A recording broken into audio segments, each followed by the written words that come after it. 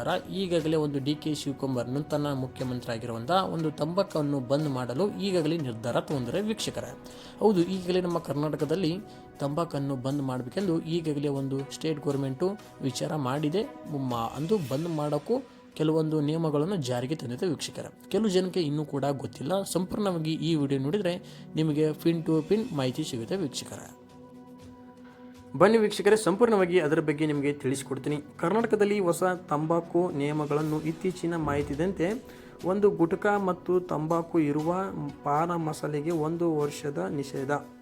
ಅಂದರೆ ಈಗಾಗಲೇ ಗುಟ್ಕಾ ತಂಬಾಕು ಇರುವ 1 ವರ್ಷ ಪಾನ ಮಸಾಲೆಗೆ 1 ವರ್ಷ ನಿಷೇಧ ಮಾಡಿದೆ ವೀಕ್ಷಕರೇ. ಆಗಸ್ಟ್ 2020 ಅಧಿಸೂಚನೆಯಂತೆ ಕರ್ನಾಟಕದಲ್ಲಿ ತಂಬಾಕು ನಿಕೋಟಿನ್ ಹೊಂದಿರುವ ಗುಟ್ಕಾ ಮತ್ತು ಪಾನ ಮಸಾಲೆಗಳನ್ನು ತಯಾರಿಕೆಗೆ, ಸಂಗ್ರಹಣೆ ಮತ್ತು ಸಾಗಾಣಿಕೆಗೆ, ವಿತರಣೆ, ಮಾರಾಟವನ್ನು 1 ವರ್ಷಕ್ಕೆ ನಿಷೇಧಿಸಲಾಗಿದೆ. ಅಂಗಡಿ ಮಾಲೀಕರಿಗೆ ಮುಖ್ಯ ನಿಷೇಧ: ಉತ್ಪನ್ನಗಳು ಮಾರಾಟ ಮಾಡಬಾರದು, ಅಂಗಡಿಯಲ್ಲಿ ಮಾರಾಟಕ್ಕಾಗಿ ಸಂಗ್ರಹಿಸಬಾರದು, ಸಂಗ್ರಹಣೆ ಮಾಡಬಾರದು, ವಿತರಿಸುವುದು ತಪ್ಪು, ತಯಾರಿಸುವುದು ತಪ್ಪು. ಇವೆಲ್ಲ ನಿಷೇಧದ ವ್ಯಾಪ್ತಿಗೆ ಬರುತ್ತದೆ ವೀಕ್ಷಕರೇ. 3. ಸಿಗರೇಟ್ ಏನು ನಿಯಮ?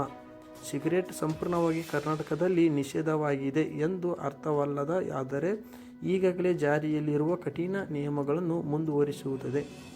21 ವರ್ಷಕ್ಕಿಂತ ಕಡಿಮೆ ವಯಸ್ಸಿನವರಿಗೆ ತಂಬಾಕು ಮತ್ತು ಸಿಗರೇಟನ್ನು ಕೊಡಬಾರದು. ಶಾಲೆ, ಕಾಲೇಜು ಸೇರಿದಂತೆ ಶಿಕ್ಷಣ ಸಂಸ್ಥೆಗಳಲ್ಲಿ 100 ಮೀಟರ್ ಒಳಗೆ ತಂಬಾಕು ಮಾರಾಟ ಮಾಡಬಾರದು. ಲೂಸ್ ಸಿಗರೇಟು ಮಾರಾಟ ಮಾಡಬಾರದು. ಇವೆಲ್ಲ ಒಂದು ಈಗಾಗಲೇ ಕಠಿಣ ಕ್ರಮವನ್ನು ತಗೊಂಡಿದ್ದಾರೆ ವೀಕ್ಷಕರೇ. ಇವು ಕೂಡ ಸಂಪೂರ್ಣವಾಗಿ ಈ ಜಾರಿಗೆ ಇರುತ್ತವೆ. ಈ ರೀತಿ ಯಾರಾದರೂ ಮಾಡಿದರೆ ನಿಮಗೆ ಕಠಿಣ ಶಿಕ್ಷೆಯನ್ನು ವಿಧಿಸಲಾಗುವುದು ವೀಕ್ಷಕ.